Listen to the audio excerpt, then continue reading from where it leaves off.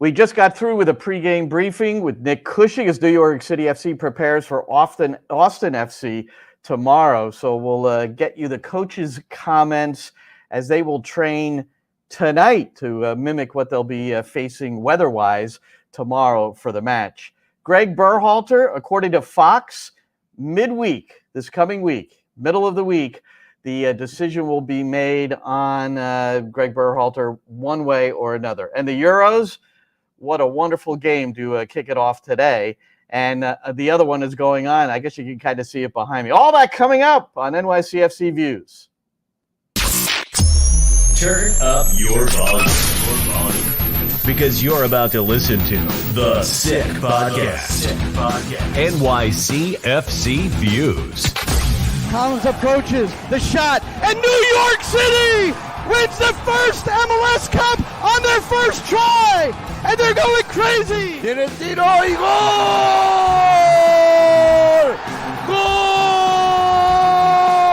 Gol! New York City es el campeón de Major League Soccer. The sickest New York City FC podcast.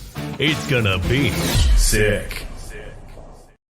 All right, I'm Glenn Crooks, Roberto Abramowitz here. We are in Austin, Texas, from our individual hotel rooms. And there you see Cristiano Ronaldo has joined me over my right shoulder. Oh, yes. I hope this is not a copyright infringement. I just haven't It might be, by the way. I'm not even dealing with I'll just go like this. I'll tilt my head. And if you're watching or listening, welcome to NYCFC Views. And we are in Austin, another music kind of town. We were in Nashville recently. Nashville is their music city. I don't know what do we call Austin. I'm not sure, but I like the vibe in Austin a little better, Roberto. And one of my favorite places in the world, here it is. It's called Antone's. So it's one of the iconic blues clubs. So I just went to visit today, and and then I got a little peek on the inside. Jimmy, give us a shout on Antone's here. So there's the inside, Roberto, and get off your phone for a second. And I'm trying to promote this, that we're actually on the air here. Yeah, I'll try to do that too. It sort of helps when we have viewers. I have found that to be important. But go right ahead. Okay. Antone's is where earlier in the year they announced where the MLS All-Star Game will be and Austin FC is going to host in 2025. So they got into this little facility, and then right on the outside is you can tell it's just show the other picture, please, Jimmy. It's just this little joint. It's got like a garage door that you lift up. Yeah. Just to the right of it. So I visited this guy, Sam, who runs the joint, and it's a record shop. And I also got I've got my Antone's t-shirt. Maybe I probably should have worn that instead of Arturo's, although I love the Arturo's shirt. So you've got the iconic Arturo's from the Village and Houston Street, and then the iconic Antone's. So, hey, if any supporters are watching, I am going to go after the Venezuela-Canada match, Copa America, and see what's going on in terms of a live performance. But anyway, so that's all that. Well, that's cool. I'm going to go and meet a couple of supporters, people who actually sit behind us next to our season, where our season tickets are at Yankee Stadium. They've made the trip. There are one or two of over 160 fans that have made the trip to Austin, which is just incredible, I think. Wow. And so I'm going to go meet them, and we're probably going to go get some Mexican food. Because, they have some really good Mexican restaurants here, aside from barbecue. So we're going to go do that. I'm really excited about that. I'm looking forward to it. I'm hungry. I am Enchiladas, baby. I am too. Let's make this a 5-minute pod and get out of here and eat. Get out of here. Let's go eat. We got a lot to talk about, though. So that's my gosh. thing is that we really have like a gazillion that we could probably go 2 hours easily. Yeah. Especially the way you and I go, but we shouldn't do that. Well, the Euros, maybe we can, along the way here, maybe France, Portugal will actually be decided before we get off. But you had Spain defeating Germany 2-1 with this late goal. Let's talk about that a little later. Let's get fresh on our minds Nick Cushing. We just sat with him for about 20 minutes upstairs. And this is, the prevailing question. So, and what we do is Roberto sits in while I record an interview, which is going to air tomorrow night at 8:15 Eastern on the pregame show, part of our live commentary. You've got Spanish and you got English on nycfc.com/radio, the NYCFC app, and the TuneIn app. Every game, home or away. And we travel with the team. We're privileged to do that. And we're happy to be in Austin. Match day -2, though, they come in. And part of that is, rest and recovery and getting ready for the weather and the heat. But the ordinary question to ask a team that likes to press high and counter press and just use a lot of energy within the confines of the 90-plus minute match is, do you make an adjustment? And what did Nick say? Go for it. Okay. You were in the room. I thought you. I know. Oh, okay. So what? No. What he said was, he said they'll have to be more. And this is interesting because I think in the presser he basically said, and it's true. It's just like we can't change our DNA.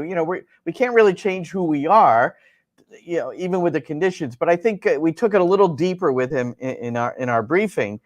And he talked about sports science, obviously, but the leadership of the team maybe picking and choosing the moments where they draw back a little bit.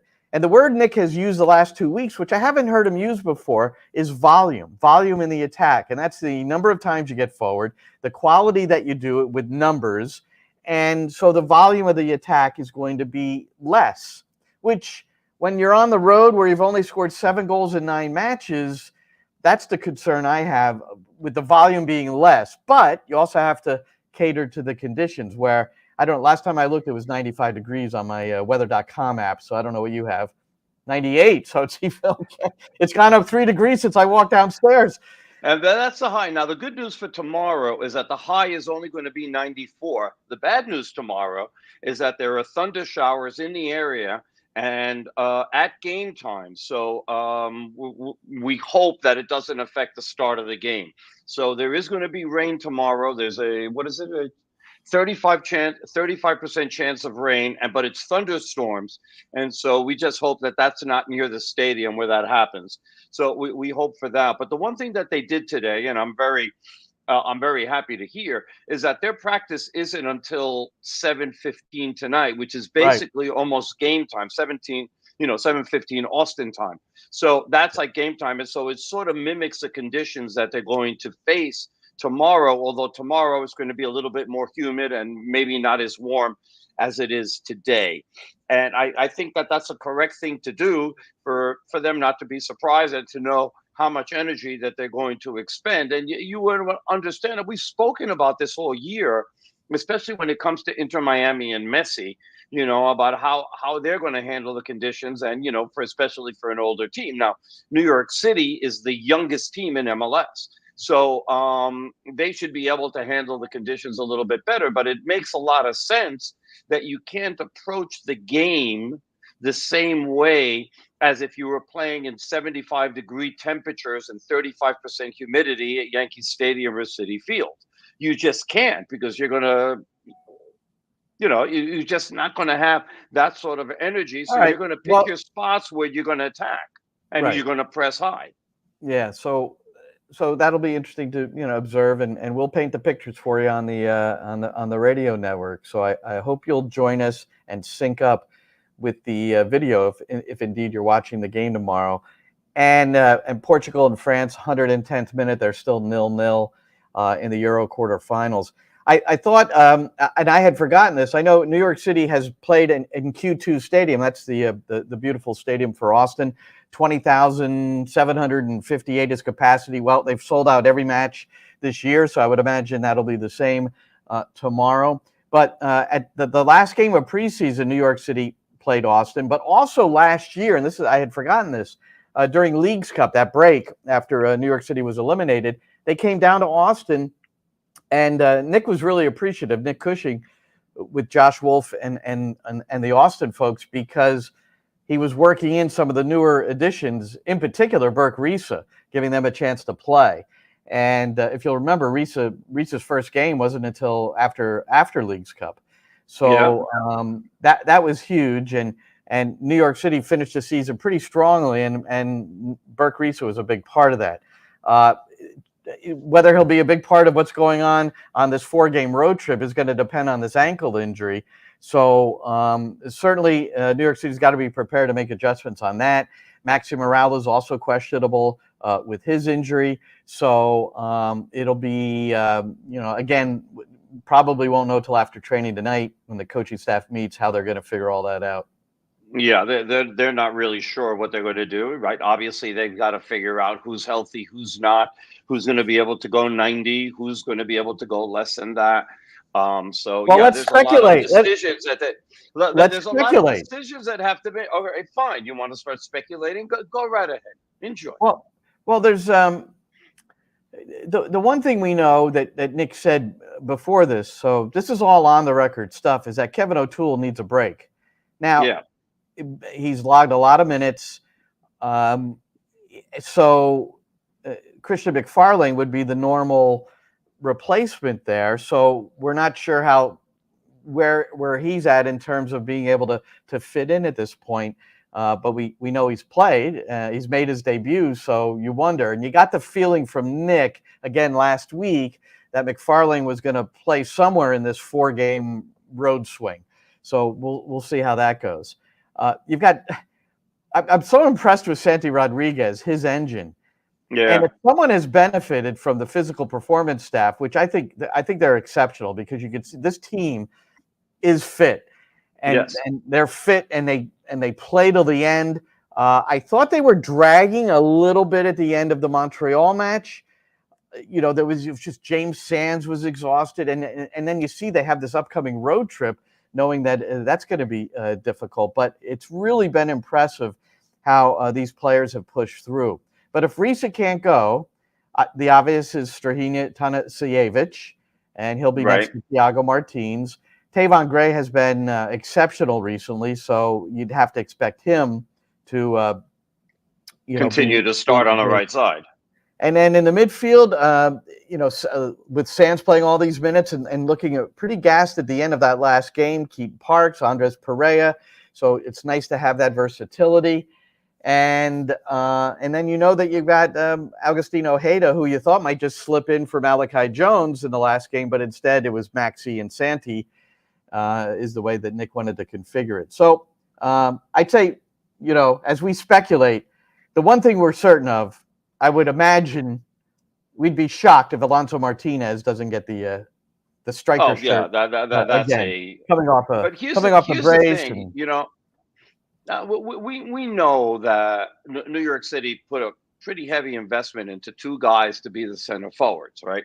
In Monsef and Jovan. And the thing is, and it becomes clearer and clearer every day, that the guy who's really most fit for the job and who's played best in that position has been Alonso Martinez.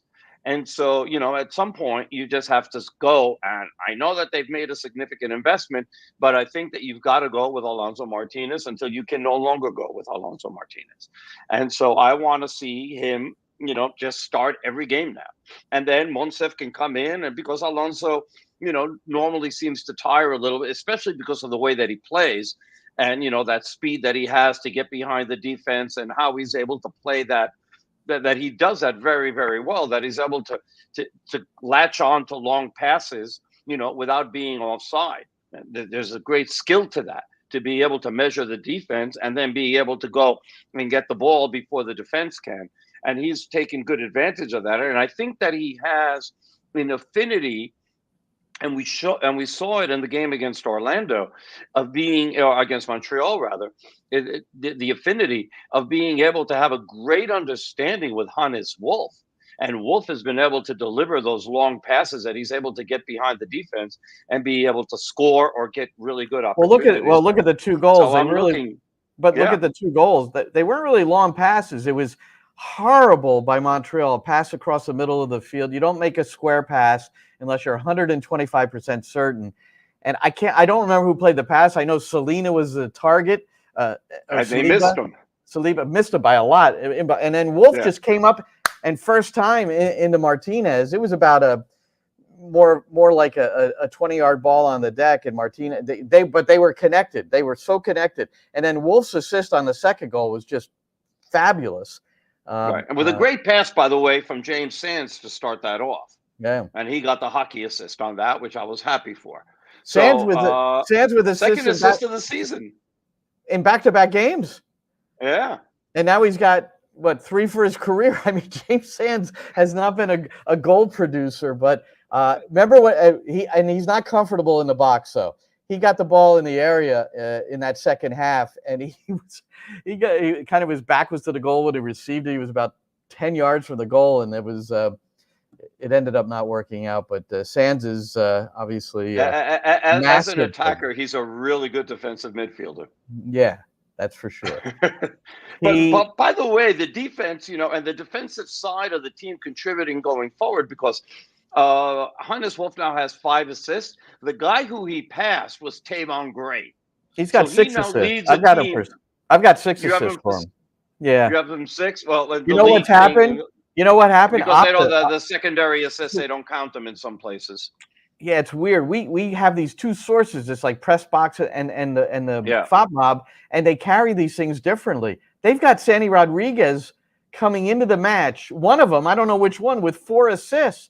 He's got 7. So I don't know who the secondary assists. That's why the Fob Mob doesn't count the secondary assists. They only count the primary ones. Yeah. Well, anyway, and Wolf has 6 assists by MLS standards. So that's the yes. Yeah. That's what we'll go with. We'll go with a higher number always.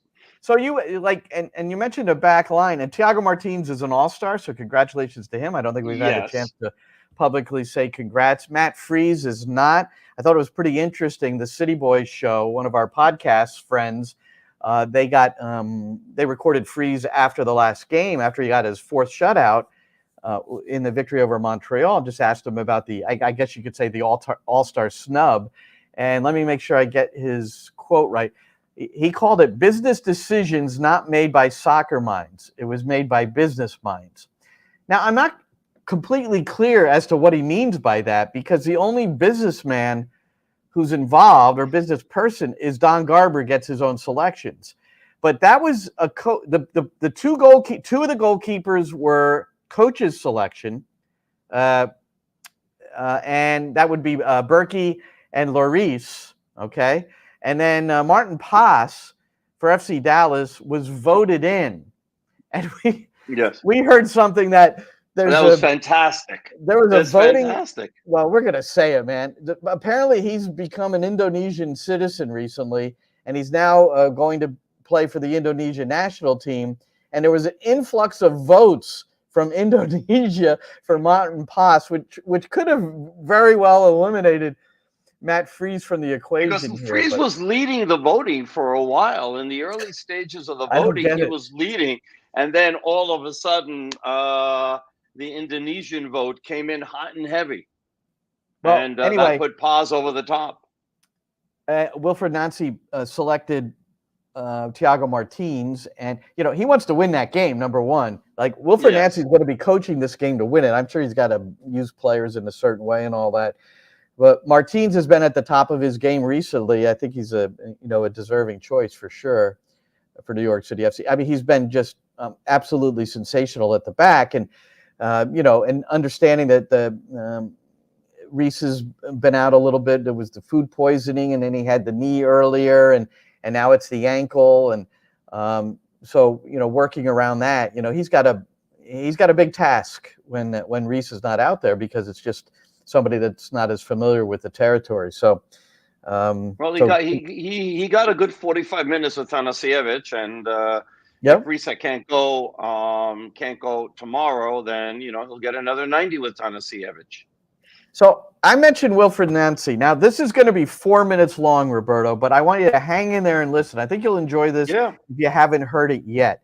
So, and I shared this with Nick Cushing today, and then he shared with us that he concurs 100% with Wilfried Nancy in reference to the new 2-minute rule this year, 2-minute injury rule. And to define it as clearly as I can, if a player goes down injured and it takes more than 15 seconds for them to be catered to by the trainer, or they stay down on the field and they remain in the game. So if they get injured, they're down for more than 15 seconds and they stay in the game. They have to wait with the fourth official for 2 minutes. They're like in a penalty box for 2 minutes before they can come out onto the field. So your team has to play down a man for 2 minutes. And the reason this happens, so the reason they implemented the rule, it'll give it a chance. You'll get a chance to say why he was against it. But the reason that they implemented the rule was because of all the gamemanship that was happening, not only in MLS, but everywhere else. But the MLS takes care of MLS. And so they wanted to stop all the gamemanship and all the time wasting. Understood. That's the reason the rule was implemented. Well, yes, which is, in some ways ridiculous because you have a referee who can control the game. But that's part of what Wilfried will say, and then we'll kind of back it up with what Nick's told us. So here's Wilfried Nancy recently after one of these Columbus training sessions. This is one of the reasons I'm so fond of the guy. Here, run this one, Jimmy. When the medical come into the pitch, there is 2 minutes. He has to respect 2 minutes to be out. It's a no sense. It doesn't make any sense because this is the beginning of the game. We need our player. He has pain. We have to play with 10 players because for the moment he's on the side. And plus, he has to stay on the pitch, out of the pitch for 2 minutes. Again, I like innovation. I like when people try to see the game ahead. But I don't like when we block communication. Because in life, communication is important. And don't try to put rules to avoid communication. Because what does it mean when we don't have communication and when we don't take responsibility? We try to go around the rules. And what the team does, all the team does, I like to do what? When they see that the players can be injured, they're going to ask their player to stay on the ground for a long time because they know that they have 2 minutes to prepare the game. Or when a goal kick is going to be played, instead of playing the goal kick quick, they're going to do their laces, they're going to try to waste time. They're going to try to waste time for 1 minute or 1 minute and 15. Again, innovation, yes, but common sense. And imagine that we take a goal because of these 2 minutes rules. Again, we don't need to invent football. It's been many years that I like the evolution. I like VAR. Yeah, there is no problem with that. But please, respect the game. Don't try to think too much. Don't overthink. Respect the game. Because again, if we concede a goal because of this rule, doesn't make any sense. And I understand that teams want to waste time when they win and so on. But this is the responsibility of the referee to put a yellow card. This is the responsibility of the referee to do his job. When we are driving, cops, policemen, they are here to guide us to respect the rules. Referee is the same. And I know that referees that want to do certain things because they know that this is a no sense. And this situation have been pushed by people. But for me, there is no reason to do that. It's going against the game. Because again, if we concede a goal on this situation, I'm going to come with you and I'm going to say, yeah, we conceded a goal, but because of this rule, we have to play with 10 men, but we have an injury player. So please, don't overthink. Just respect the game. Add rules if you want. There is no problem with that, but don't try to change the dynamic of the game. We are not robots. We need this kind of a street football. Sometimes we need to teach our player how to waste time. Because when we play against Mexican team, when we play against big teams, they are so good to waste time. So we cannot be by the book. Because if we are by the book, when you're going to face teams that they do a bit of street football, we won't be able to cope with that. Because in our league, we don't want when there is something extra, when there is something that is in between. We like when this is precise. No, life is not precise. Life you have to adjust. So again, It's my little message for today. That's my message for today.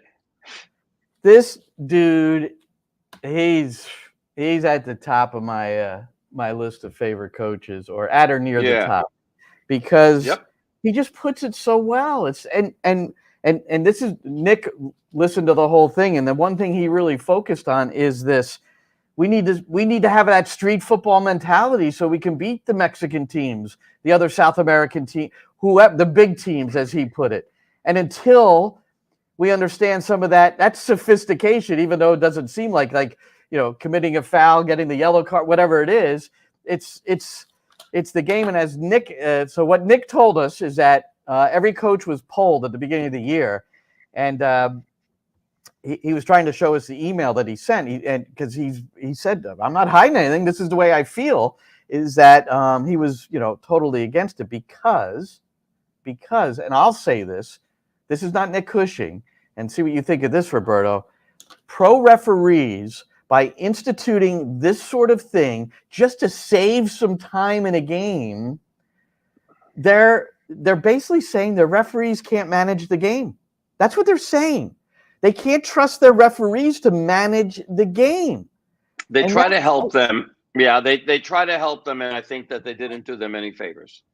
And Nancy makes a very, very good point. And this is part of the problem that MLS has in general, as far as being insulated with some of these rules that affect them only. And it's the salary cap is one, and now these rules where when you start playing internationally, maybe you're not as used to it, and other teams are doing it, and it makes they gain an advantage. I always thought, I don't like the time wasting rule. I don't like time wasting. Okay. And on either side, if you're winning or losing, play the game, play it, as fair as possible. And I always thought that the referee, when it's very obvious that somebody is down and wasting time and all that, is just coming up to the guy and just coming up to him and say, hey, for every minute that you're down, while your team is ahead, okay, I'm adding 2 minutes to stoppage time. For every minute you're down. And that's a way that you can go and manage the game, right? That you're saying, all right, you want to stay down, but I'm adding another 2 minutes for every minute that you're down. So it's going to hurt. You're hurting your team by doing this. You're not helping your team. Well, whatever other way that they may need to be able to coerce a player to not do that by imposing themselves in their authority. And I think that that's what they would have to do. Now, the league decided that they wanted to help referees with this. But as Nancy said, and Nick also said, to us, is that they're really not helping the referees by doing this. Yeah. No, it's I like when he said, I like innovation, yes, but let's use common sense. And please don't overthink, just respect the game. This is what it's about, man.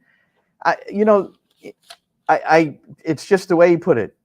Innovation, yes. Common sense, yes. I think that's and how he talked about, you got a guy over there for 2 minutes, so you get a goal kick. You're going to take 90 seconds on the goal kick, right? I mean, it's terrible. Or I thought it was interesting. He said even, and he must have talked about this with with his players, is that if you are injured, and you're going to have to be down for a while, stay down for a really long time so I can prepare us to play down a player. I call some players over. Here's how we're going to adjust so I can figure it out. So that's, you're encouraging further deception in the game and counter development. So there's always going to be gamemanship, right? There's always going to be, as much as you try to fight it, but you do your best to try to fight it. This is what MLS thought was best. Hopefully for next year, maybe they'll change it back and and not be and not do it after a year of trying it. What do you think? Since we're on some rule stuff, and we've got a penalty kick shootout going on with Portugal and France right now, and what do you think about Copa America going straight to penalties? I hate it. As it happened last night for Argentina to advance. But again, comparing it to, so you compare it to the Euros, right? Because these events are happening simultaneously, and CONMEBOL would lead you to believe that this event is as high stakes as the other. Yet you're playing on 70-yard wide fields, which you're shrinking fields that could be regulation, and you're not going to extra time when it's tied in a knockout game. That's terrible. Yeah. Only the final will get extra time if needed. It's bad. It's bad. I don't like it. I mean, I think that it makes it feel like a second-rate tournament when you're not using the rules the way they're supposed to be used. And I can understand on one hand that maybe they're trying to protect players a little bit as far as their use and everything. But I don't think it's right. You play overtime, extra time, and then you play penalty kicks. I think they should do this throughout, but they haven't done that, and I think that it furthers a perception that it's a second-rate tournament compared to the Euro. Even though I don't think it's a second-rate tournament compared to the Euro, but it does further that perception because of that, and they shouldn't do that. The other problem that they have is the refereeing, which is the Euro refereeing has been a hell of a lot better than the refereeing in CONMEBOL for this tournament. The refereeing has been horrific in some cases, and I'm not saying that every refereeing game in in Europe has been great, but there's been some games in Copa America that just leave your head scratching, including the U.S. elimination game per se. Yeah. When they lost to Uruguay, it was just a matter. Santi Rodriguez last night, by the way, who's Uruguayan, he said, "Yeah, that goal was offside." Oh, really? Okay. Yep. Wow. Yep. Well, how about the way he was funny. He says, he was telling Julian Fernandez and Agustin Ojeda. He goes, "Oh, this is the guy that's always killing us on Twitter and all that." I was like, "Oh, thank you very much, appreciate it." Well, which I don't. It was interesting how they. I think the Athletic did an article. I don't remember who wrote it. France, by the way, just advanced to the semifinals, defeating Portugal in penalties. So France celebrating. They actually played extra time and no goals were scored, and they went to penalties. And so that's it. France, they 5 for 5 on their penalties. So much in the framework of New York City FC in 2021 against New England and then Portland. So the first game in the Euros, Roberto, was just really fantastic. Spain, Germany, what a great, and you've got Germany playing at home, down a goal, and then they tie it up in the 89th minute. The German Player of the Year, guy with Florian Wirtz, and then. How about so Danny Olmo? Here's a guy who's based in. He plays for Leipzig, so he's based in Germany. But we're talking. He's a Spanish national team player. He replaces Pedri. Pedri got injured early. Toni Kroos, who should have been carded and wasn't, and then got a yellow card later. He shouldn't have even been playing at the end of that game, and. Almost scores the first goal and then assists on the second goal. So you know how these things happen sometimes, Roberto. But just a wonderful, wonderful game to watch. And hopefully Venezuela, Canada gives us some entertainment value tonight in Copa. Oh, I'm sure they will. The Copa America games have been really fun.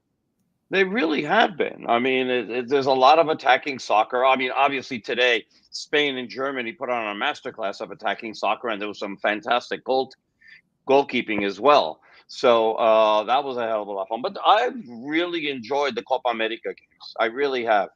Yeah. And they seem to score more goals. I may be wrong on that, but at least that's my perception. I may have that if they on the goals. I gotta see if I have it. In the meantime, go on. Yes. So part of the discussion with Canada, Venezuela is Jesse Marsch getting Canada into the knockout stages. And how about the schedule he's had, right? Well, it was friendlies against France and then Brazil. and then he opens against Argentina in Copa, and then has Chile and Peru, and those are not pushovers. So those are the first 5 games in the Jesse Marsch,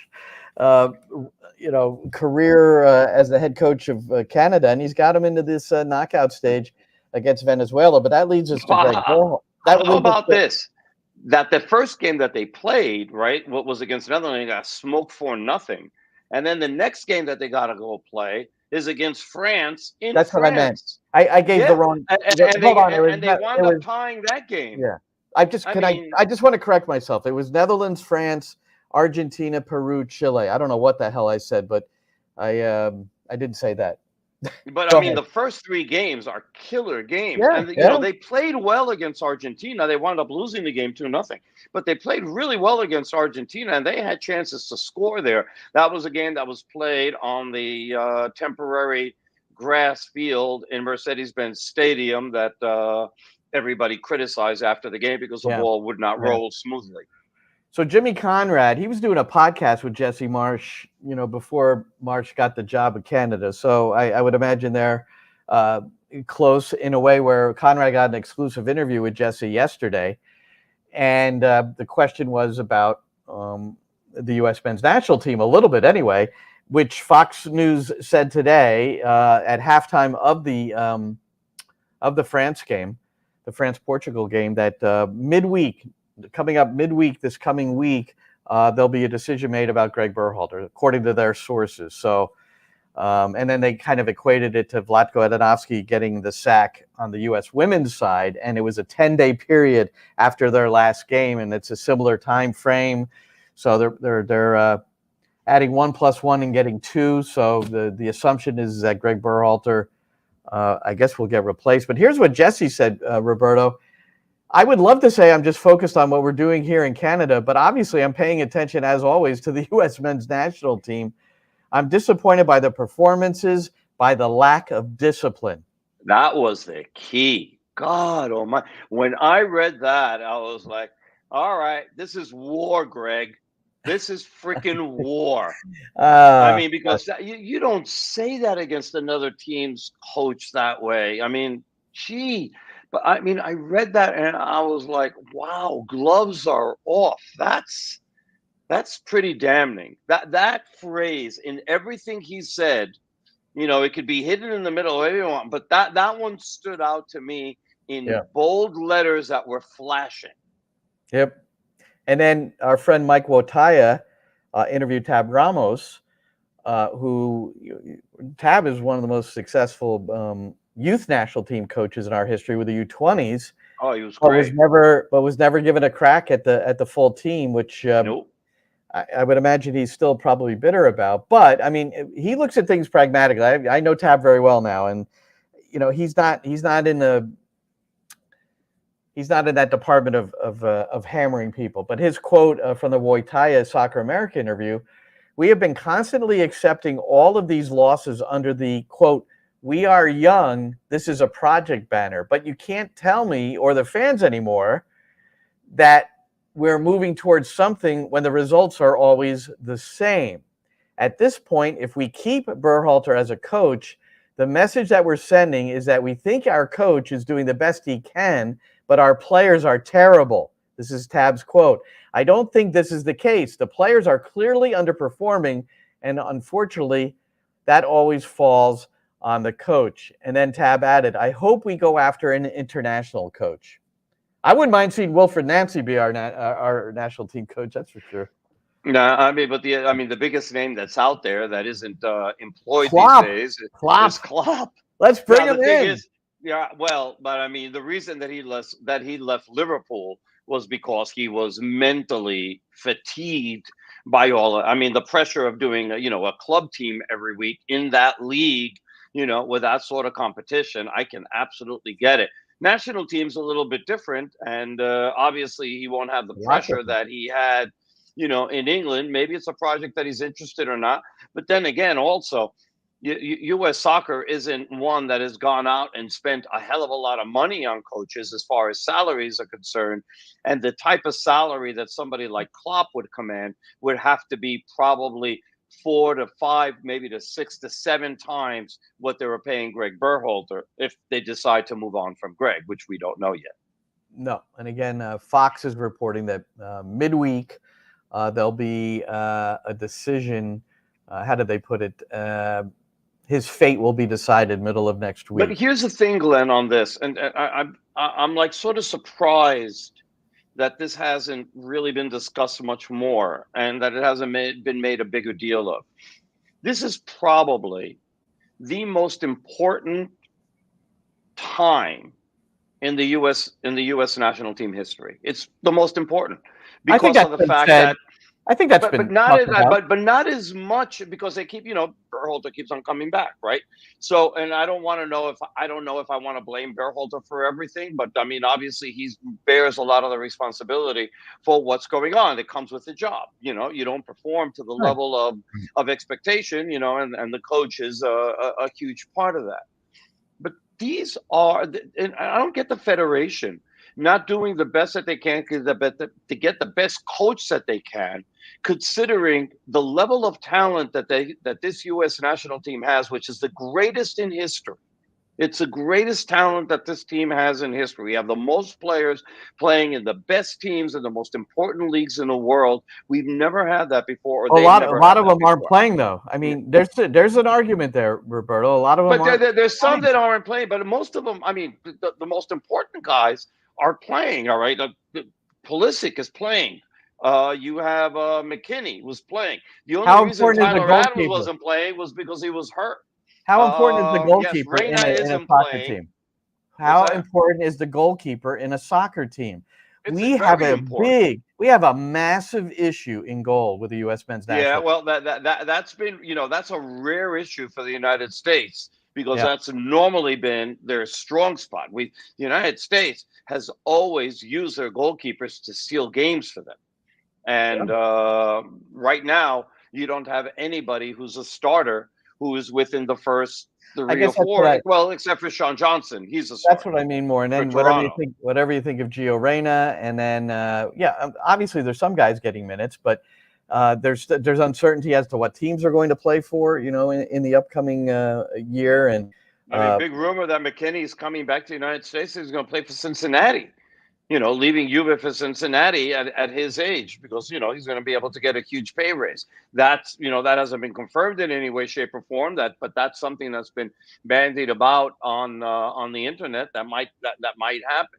I would hope that he would stay with Juve, but it doesn't look like that he will stay with Juve. If he goes, he has to go someplace else, because the new coach at Juve doesn't value him like the old coach at Juve did. And he played great for them. He was one of their best players. Well, connected to this Greg Berhalter story is his top assistant, who, and this was in the works a while ago. So there's the coincidence that Berhalter may have coached his last game, and B.J. Callahan got out to take the Nashville SC job, and that's really not the way it went down. I mean, this was when Copa America ended, whenever it ended for the U.S., B.J. Callahan was going to be named the next coach at Nashville SC, and he'll begin on July the 22nd. So, it's great to have BJ in MLS. I'm a big fan, so that'll be. And he did a good job with the U.S. national team in that interim period when Berhalter was out. The U.S. national team seemed to be a more attacking team under BJ than under Greg. And that's been one of the criticisms, right? That there is so many instructions on how to play in every position, that that it seems almost that a lot of players are being micromanaged, and that maybe is hurting their performance for the U.S. national team. Well, BJ's role with the U.S. men was pretty critical leading up to Qatar and at the World Cup. He headed up the entire analysis team, of which I think there were like 8 people. And so he's on the bench, and you see him constantly looking at the iPad. Well, the idea there is he's communicating with these other guys, men and women, who are in the upper stages of any stadium, looking down and providing all this different kinds of analysis. And then occasionally see Berhalter going over. And I know there's been what do you call them, memes and all this other stuff going on. But look, this is what you do now, man. You're constantly analyzing what's going on and how much you can adjust. It might be minimal until halftime, but still you want to know. And what BJ told me at the World Cup was that every 15 minutes, they have like this. So the first 15 minutes, they're reporting certain things. Second, same thing. So it's this constant flow of information. So that's the way the game's, developed. And if you're not doing this, you're behind, but then you could say, well, it didn't help the U.S. against the Netherlands, and it didn't help them get out of Copa America. And, I think that the blending of instinct and analytics also, and the ability to motivate your team. Yeah. And then, you can make an argument that it's tough to evaluate Greg on the fact that, in this tournament, right, in this bubble of this tournament, that Tim Weah lost his head for a second and then went and did something dumb, and then that cost the United States. But there's two things. I mean, obviously Weah bears the brunt of the responsibility for his actions because the team had already warned him, right? They had warned the whole team that Panama was going to do anything and everything to get into their head for them to lose their minds and do something like that. And he still went out and did that, right? So, it's just. But they also had a chance by beating Uruguay to be able to advance out of the group. All they had to, at the end of the day, all they had to do was beat Uruguay. There could have been a combination of goals and things that had they even beaten Uruguay, but had Panama won by a lot, then they would have lost anyway. Yeah. But they still, in many ways, held their own destiny in that game. And they started out very brightly, and they had a very good first half, and they looked good. And, it's unfortunate that they couldn't get ahead. But then in the second half, Uruguay just basically took over and, used anything and everything in their power to be able to get a result in that game. And the U.S. couldn't respond in kind. So they put themselves they put themselves in a bad position. They put themselves in a bad position by only beating Bolivia by 2-0 in a game that they probably should have won by 4 or 5, but they didn't. But at the end of the day, that didn't matter. The Panama match is what mattered, at the end of the day, yes, it did. But you're right. It could have been goal differential, and that would have been on Ricardo. They could have tied that game too, but and then this is where the criticism of Berhalter comes in, right? Why did you insert Carter Vickers? And he did not have a good game. And why did you switch up so much when they were playing, basically a 4-5-1, right? Why did you have to make that much of an extreme, change? So, and they couldn't see out a game where they had a chance to, if they had gotten a tie, they would have been in really good position, no matter the fact that, they still had to play Uruguay and Panama had to play Bolivia. So we'll see what they wind up doing. But look, if they have a chance, if U.S. Soccer has a chance to get themselves a better coach than Greg Berhalter, then I think that they owe it to the program, they owe it to the players, and they owe it to everybody else to do that. If they have a chance to get a better one, if they're just going to fire and then they have absolutely nobody, in line, and then they got to go look, I don't know if that's such a great idea either. Well, an American coach, he's American Uruguayan, but Tab Ramos, the quote again is, "I hope we go after an international coach." And that's very much, he's not the only one that feels that way. And, years ago, Roberto, I always said, let's go American. Let's go American. We have good coaches here. But I think, I listened to I'm going to go back to Wilfried Nancy and you just, Ancelotti and Bielsa. And these guys, they just know how to get it done on the international level. They just know how to do it. And there's something to that, which I think I was naive to when I was, pro-American. I'm still pro-America, but I'm like, not necessarily for this position. Not if you want to win. Not if you want to get to what the U.S. has to do is get to the quarterfinals in 2026. That's their goal. So who's going to help them get there? And do you have the players to do it?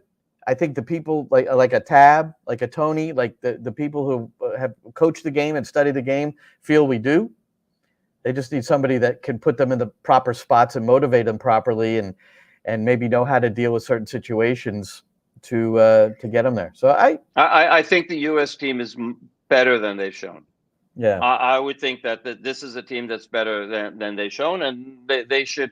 They've got Nations League and Gold Cup for the next two tournaments before they have to go to World Cup. I hate the fact that there's no qualification. You're happy that you made it, but I think those qualifying games give you a chance to really fine tune your team and get them get them those sort of games that matter. Because I think that at that point it does. Exhibition games, just give you so much. And I don't care if they're exhibition games against the best teams in the world. There's just so much you get out of that. Games, that matter, when you can get eliminated, then, I think that gives you a lot more. No, that's the biggest deal here, not being able to play Colombia or Brazil in that next round. I agree 100%. All right, in closing, let's see, just one other MLS thing, 70,000 plus at the Rose Bowl. I think this annual July 4th El Clasico is kind of fun, and it was a great game. LAFC beat LA Galaxy 2-1, and they were tied for the top spot in the West. So LAFC now 3 points ahead of the Galaxy and RSL. And RSL that came from behind, and they won their game. Very nicely done. Yeah. So they're played well. All right, so some good MLS games the last couple of days. New York City's going to try to make it 3 in a row tomorrow night, Roberto. The previous 2 were at home. On the road, though, 3 victories this year on the road, which is 2 more than all of last year. So they've proven to be a bit more resilient on the road. But this is going to be a tough task because we were on that charter flight, which took off at 2:00 after a really late night. And these players don't go to sleep until about 3 or 4 in the morning. They never do after a game. So you have that. You do have the extra day to prepare and get used to things. But and Austin was off. They did not play a midweek game, and so they have the ability first of all, they could just sit there and watch the game, which is kind of nice. Sit back with a pint or whatever you want to do there. I'd have a pint probably, but maybe they won't. But here's going to be the difference between this game and the Nashville and LA games, is I think during those 2 games there was a push, for them to get their center forward started. And it didn't, they, for whatever reason, they didn't. So, but in this game, I think that they're not going to change. I don't think that they're going to change much on top. Obviously, with Maxi Morales out, or probably out with the injury, things change there. But Alonso Martinez has got to be given a long run now. And let's see how far he can take this team. To me, that's the most important take out of all of this. And maybe the 2 guys that you thought were going to be it, and maybe right now they're not. But maybe you found another diamond in the rough, and that he's proving to be, a hell of a lot more valuable than you thought. And I think you got to ride that horse until you can't ride him anymore. And you got to ride Alonso. And let's see if that's what they wind up doing. Yeah, I don't think there's any disputing that, but we also understand that the blend of being a head coach in one of the satellite clubs in the City Football Group, there's certain responsibilities that winning is the most important thing, but there are a blending of other things that have to happen, and I think that's I think people need to grow to appreciate that any coach in this group, that's any head coach and their staff, they have more things in mind than just this is how it's done, or we're all of a sudden we're going to change and play a counterattack, direct second ball, do the best we can. That ain't happening, man, because that's not what's asked of the coaches. And but I think he can ride with Martinez for as long as he wants. I think so too. And I'm excited to see, because he and Wolf really seem to have this, they play very, very well together. They seem to have a good understanding. The other thing, though, to keep in mind, Austin, I believe they conceded 67 goals last year. Unbelievable. But they've conceded 30 this year, past the halfway mark. So they've improved a little bit in that area. And poor Brad Stuver, the former New York City goalkeeper, he'll be in goal tomorrow night. And but the other thing, and I think you pointed this out, and I looked into it, just looked at it a little bit more. Their last two home games, the game against Sporting KC, the 2-0 loss that they're coming off of, they only had 2 shots. And their last home game, it was a 1-1 draw with the LAFC. We know that's a good side, LAFC. 1 shot at home. I mean, come on. And they had 0 shots in the other one. Shots on target anyway. They had 0 shots on target in the last game.